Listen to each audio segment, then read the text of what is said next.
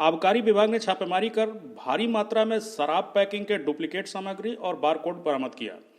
उप आबकारी आयुक्त गोरखपुर के नेतृत्व में कैंट थाना क्षेत्र के बेतियाहाता स्थित एक गोदाम में छापेमारी कर भारी मात्रा में अंग्रेजी, देसी, ब्रांडेड शराब के पैकिंग की डुप्लीकेट सामग्री और बारकोड बरामद की गई।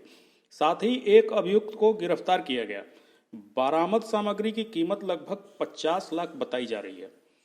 आबकारी टीम ने मकान मालिक से भी गहनता से पूछताछ की। साथ ही पकड़े गए आरोपी से पूछताछ कर गिरोह में शामिल अन्य लोगों की जानकारी इकट्ठा कर रही है।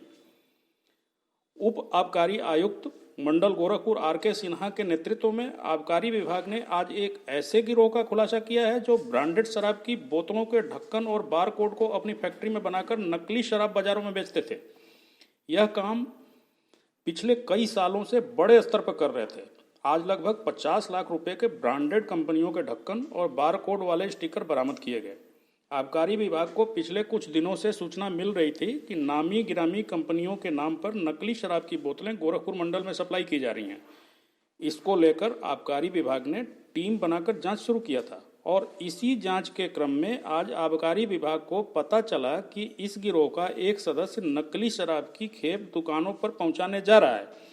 इस सूचना के आधार पर जब पुलिस ने उसको पकड़ा तो उसके द्वारा जानकारी मिलने पर शराब के गोदाम पर छापा मारा गया, जहां पर लगभग 50 लाख रुपए के कीमत की सामानों की बरामदगी की गई।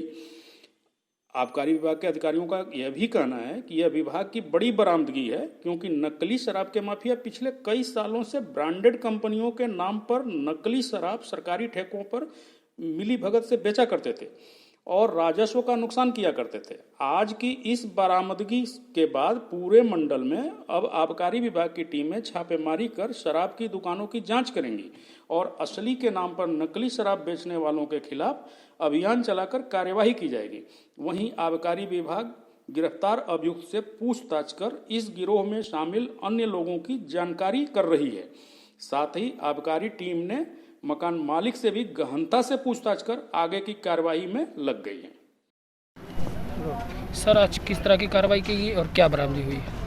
आज ऐसा है कि ढक्कन, रैपर और बारकोड लेबल की ये सूचना आ रही थी कि ये लोग डुप्लीकेट भराई करके ये चस्पा कर देते हैं और इसकी सप्लाई कहीं ना कहीं ऑन डिमांड ये सब देते हैं।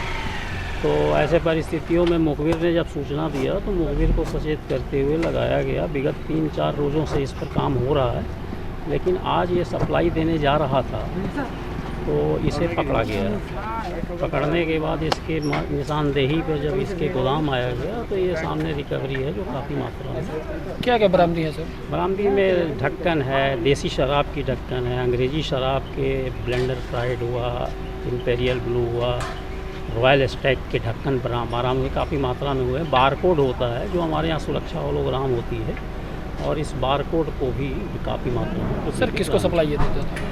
ये सप्लाई किसी न किसी को बनाते हैं या फिर कहीं ना कहीं ये अपने सोर्सेज से, चाहे जिसको भी सप्लाई हो। अब इस पर जांच चल रही है कि एक्चुअली ये सप्लाई कहाँ कहाँ दे रहे हैं और कैसे दे रहे हैं। सर, किसकी गिरफ्तारी हुई है? गिरफ्तारी में एक हुआ है वो बबलू खैरवाल।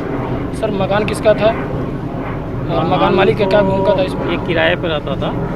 हाँ, मकान मालिक की इसमें कोई भूमिका नहीं प्रतीत होती क्योंकि ये किराए पर रहता था। ये जो बारकोड है वो बारकोड का इस्तेमाल किन में होता था? इनके बोतलों पर, जैसे खाली बोतलों में ये शराब मिला देते हैं, आधा पानी मिला देते हैं, इस तरह से मिला के वो फुल बोतल बना के उस पर चस्पा कर लेते हैं ताकि कस्टमर को भी ना मालूम चले, ये भी नहीं मालूम चले। सर, पूछताछ में ये पता चला कब से ये सक्रिय हैं इस काम में? अभी तो ये बता रहे हैं कि अभी करीब 1-1.5 महीने से मैं इस तरह का सक्रिय हूँ, लॉकडाउन की बात की। अब आगे इसकी तहकीकात चल रही है और अगर तहकीकात में कुछ चीज़ आती है तो वो इंटीमेट कर दी जाएगी।